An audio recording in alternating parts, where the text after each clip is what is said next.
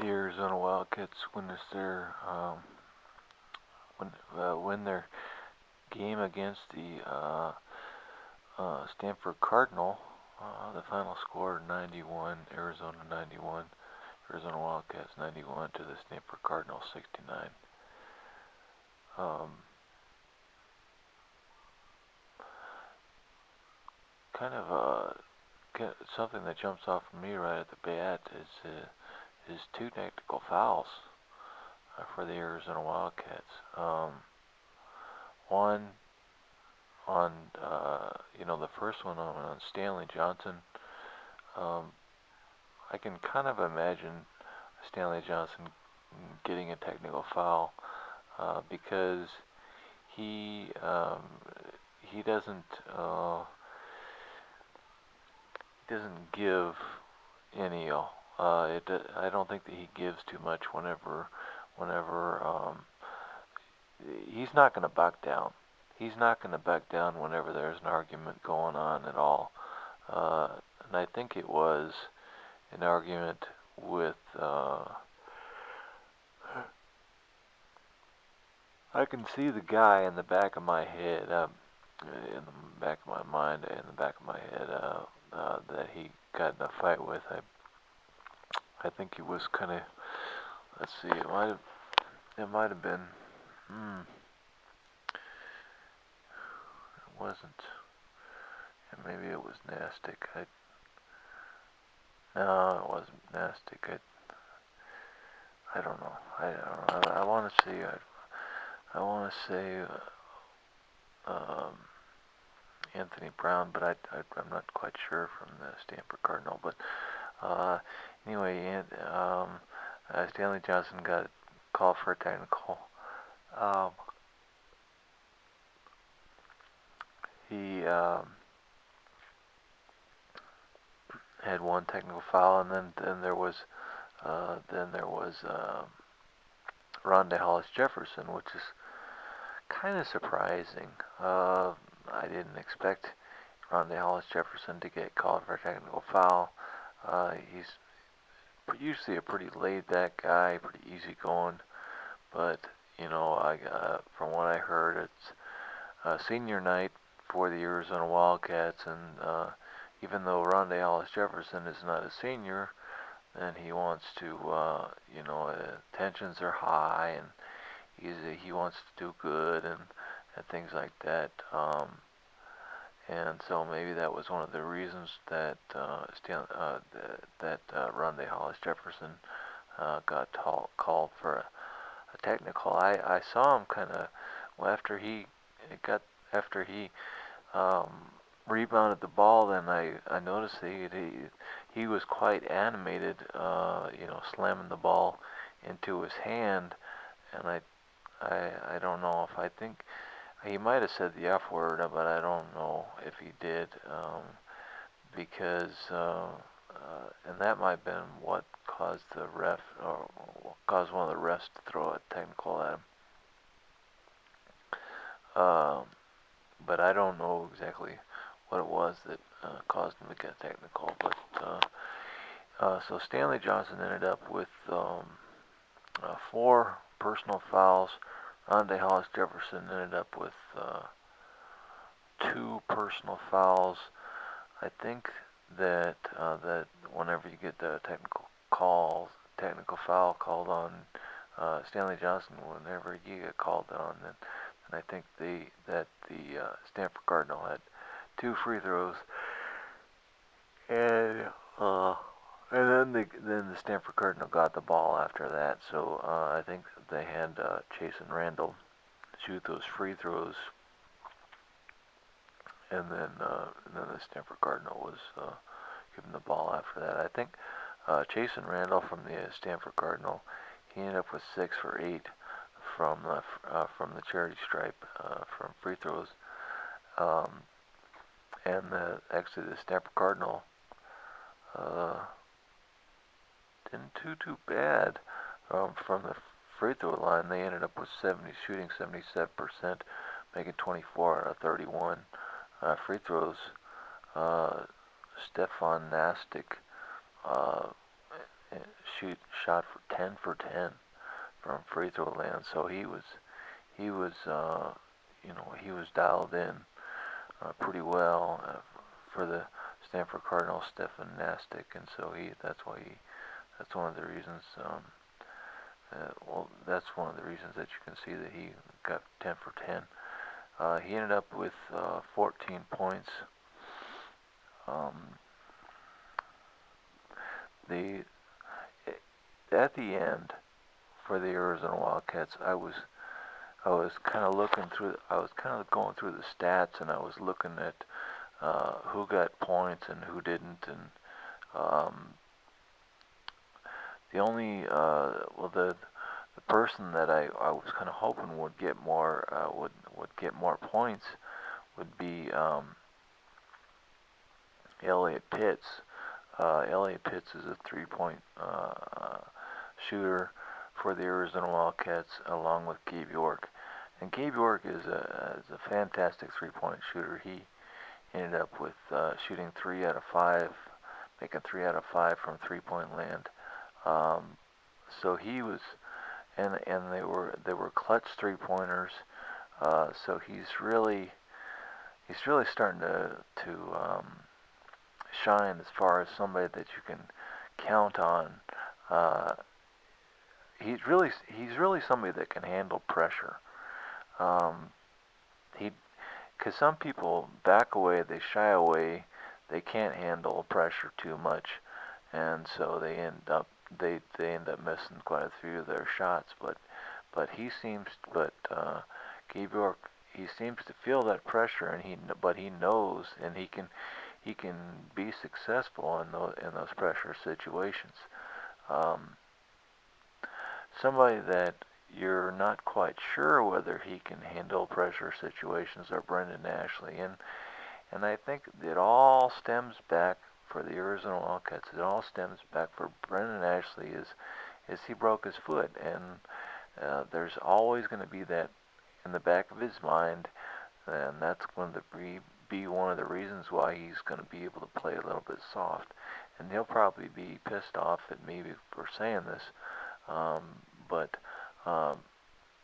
that because Brendan Ashley did really well tonight. He ended up with 15 points tonight for the Arizona Wildcats. He shot 5 for 6 from the charity stripe, and he made 5 for 7 from field goal percentage.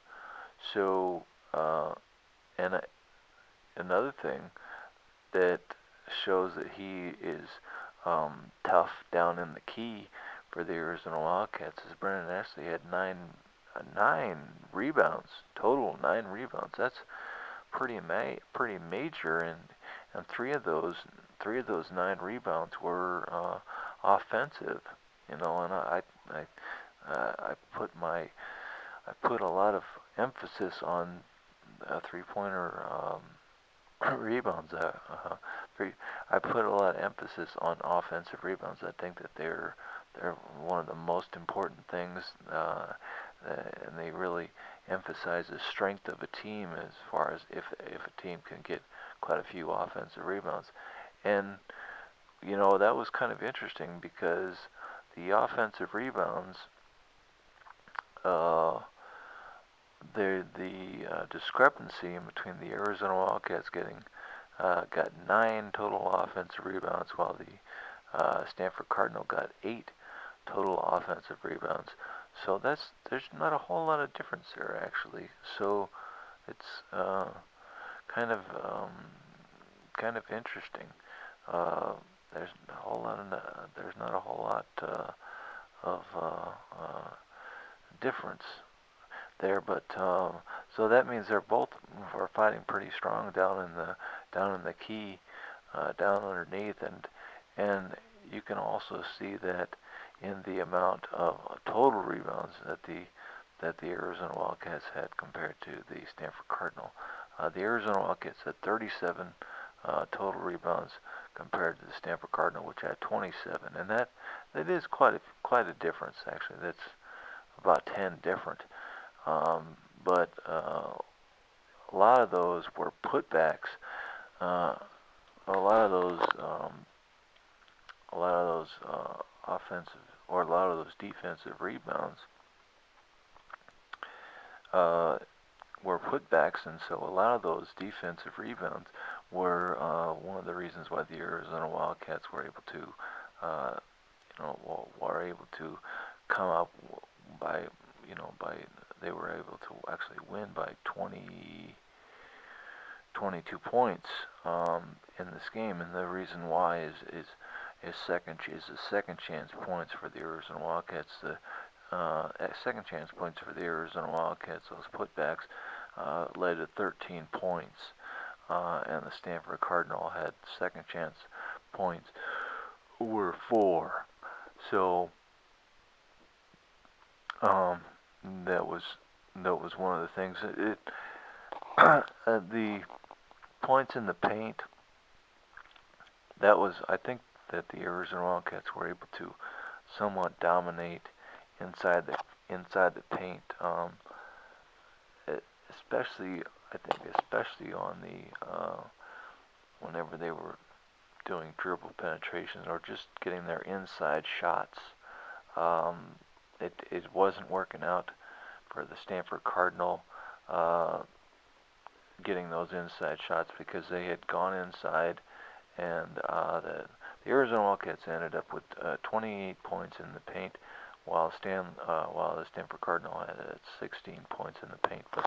But the Stanford Cardinal, what I noticed was that you had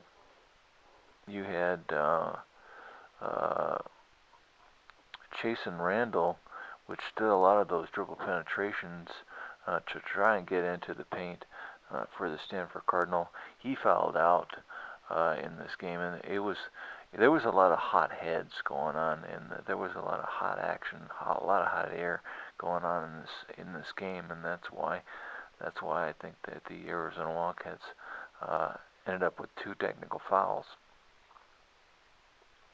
I mean, it didn't really.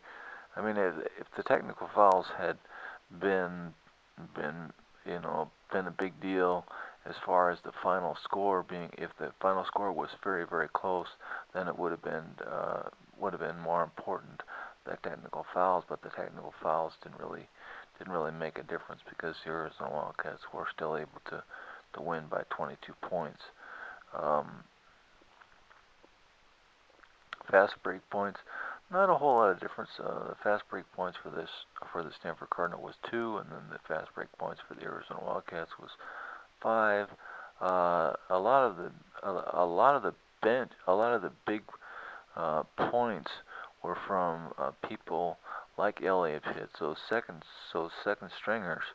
For some reason, they had Caleb Tarczewski in the second string, but he must have done something. Well, no, he didn't do anything wrong. That was because Sean Miller, the coach for the Arizona Wildcats, wanted to start Korchek, one of his seniors, in this final game. Matt Korchek is a senior this year, so he wanted to start him as a get him some more points.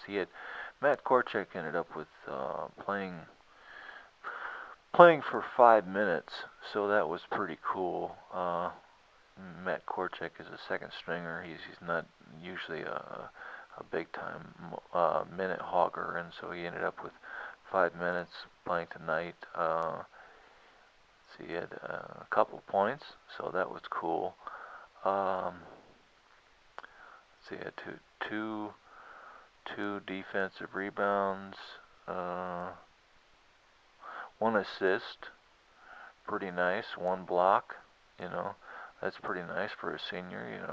Kind of nice departing for the senior Matt Korchek, for the second stringer Matt Korchek. But the second string, a lot of your second string players for the Arizona Wildcats made a difference.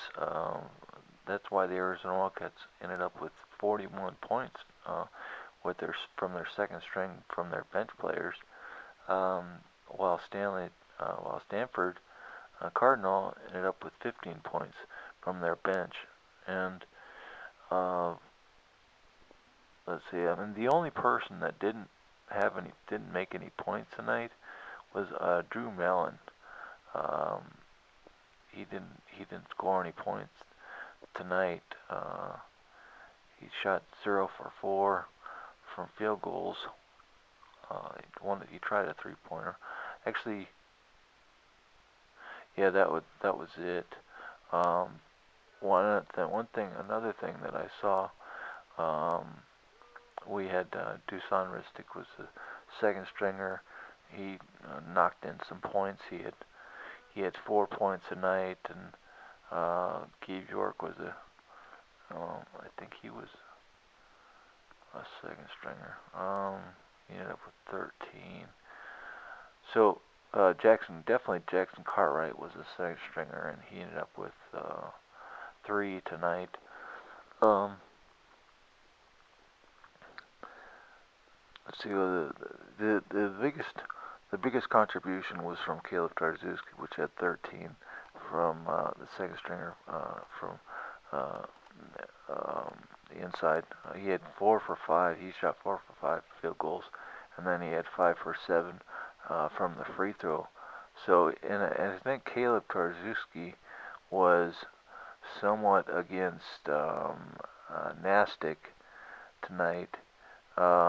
So Nastic won the battle on the free throws with 10 for 10, while Dusan Ristic, or not Dusan, but Caleb Tarczewski ended up with 5 for 7 free throws.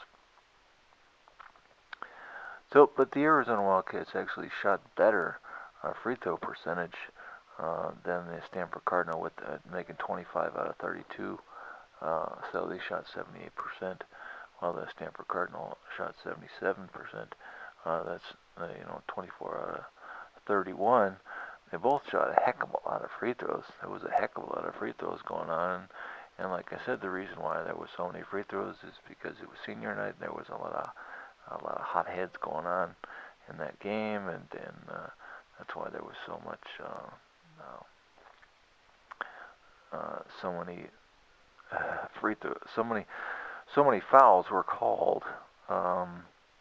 Points off turnovers. The Arizona Wildcats had 7 steals tonight, as compared to the Stanford Cardinal, which only had 2 steals. Jackson-Cartwright. No, it was T.J. McConnell that had three of the steals. And then Stanley Johnson had 2 of the steals, had 2 of those 7 steals. But anyway, the Arizona Wildcats were able to, pretty much take care of business with 25 points off of turnovers. So the Arizona Wildcats took care of business as far as it was 7 steals and 2 blocks, and so they were able to capitalize on many of those steals and blocks, and were able to get 25 points out of them. The Stanford Cardinal had 0 blocks. The Stanford Cardinal had 15 turnovers, which is very unusual for the Stanford Cardinal. The Stanford Cardinal average, from what I heard, the Stanford Cardinal average about 10 turnovers, 10.5 turnovers per game. The Arizona Wildcats, I don't know what the Arizona Wildcats average is per turnovers, but the Arizona Wildcats had 13 turnovers tonight. I think that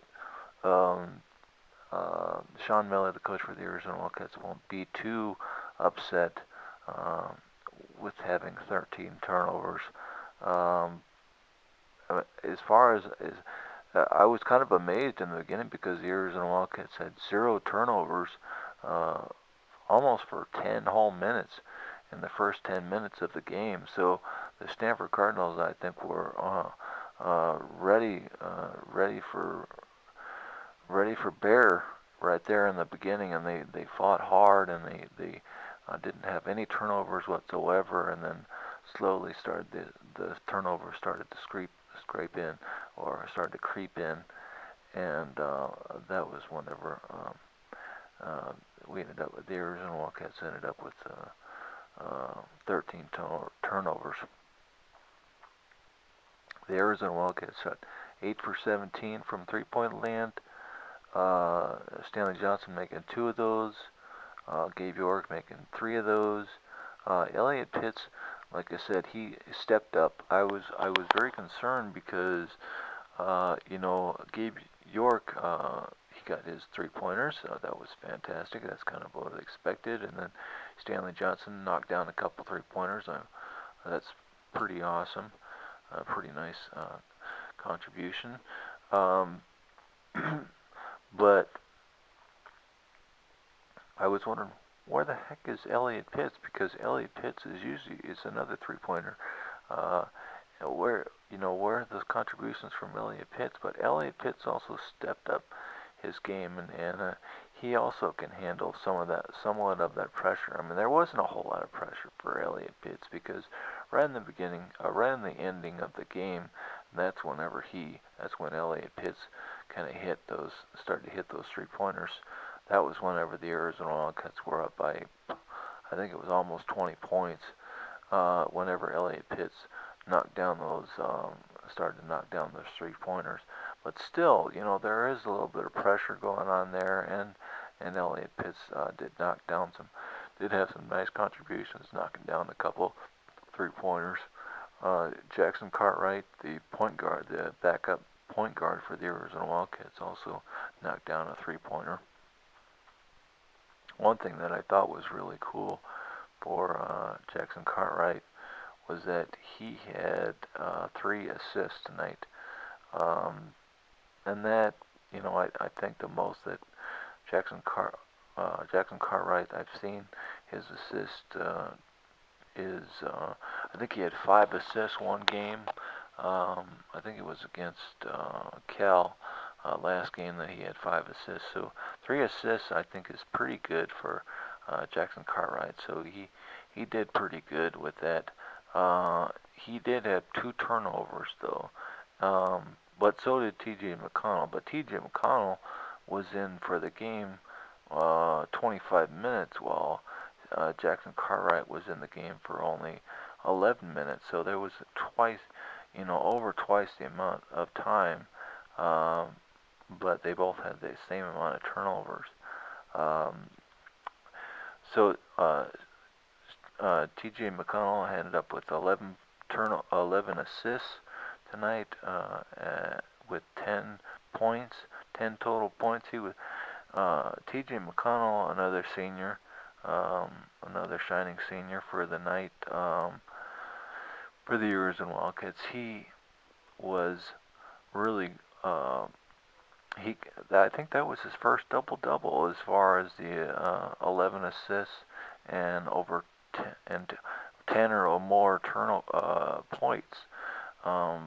So he did. I think he did pretty good. I don't think that T.J. McConnell has got that many assists and points in one game ever this season. So that was pretty cool. Pretty good way for T.J. McConnell to go out, with 10 points. He couldn't buy a basket. T.J. McConnell couldn't buy a basket right in the beginning of this game, but then as time progressed on, then he was able to get comfortable and started to drop in some shots.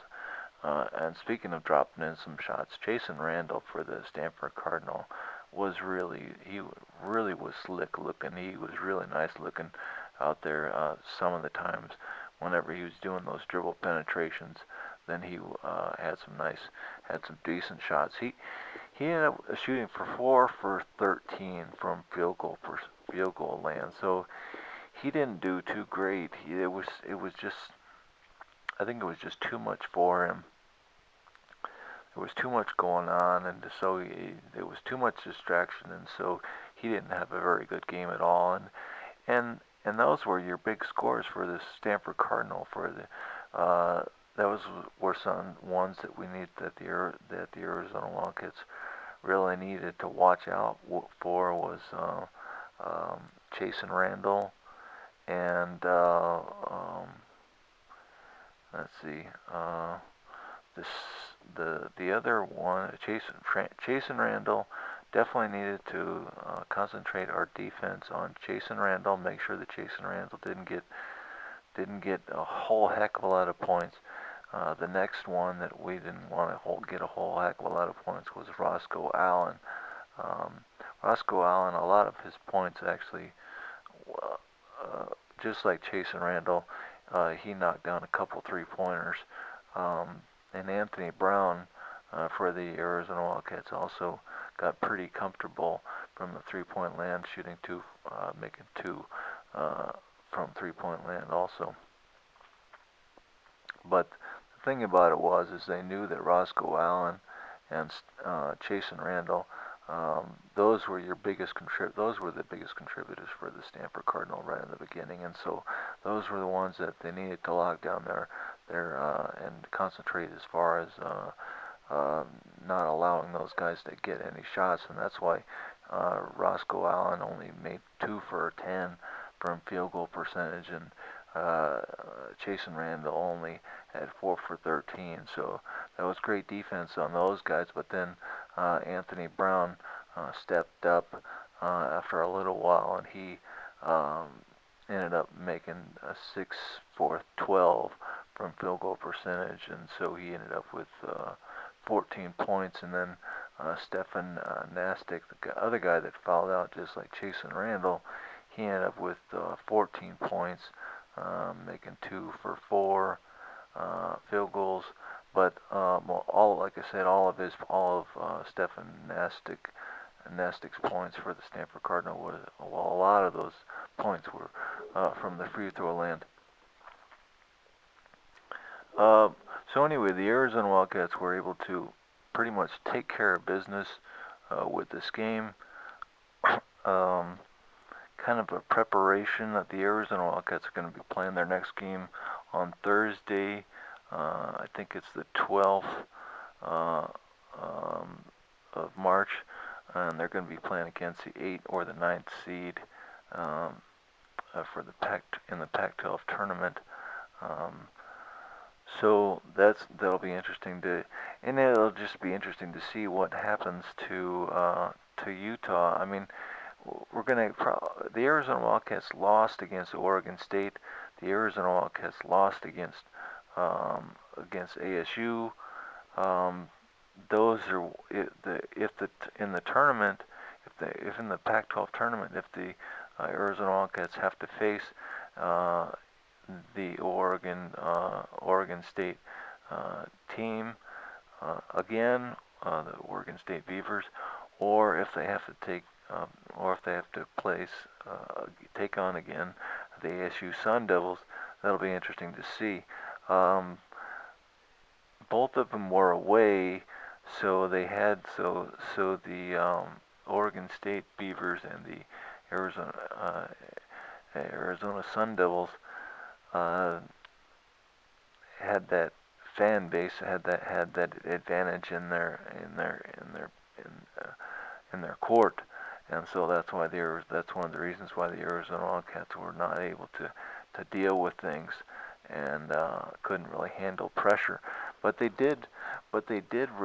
Arizona Wildcats did really good as far as handling pressure whenever the Arizona Wildcats played in Utah, because it wasn't home. It was it was more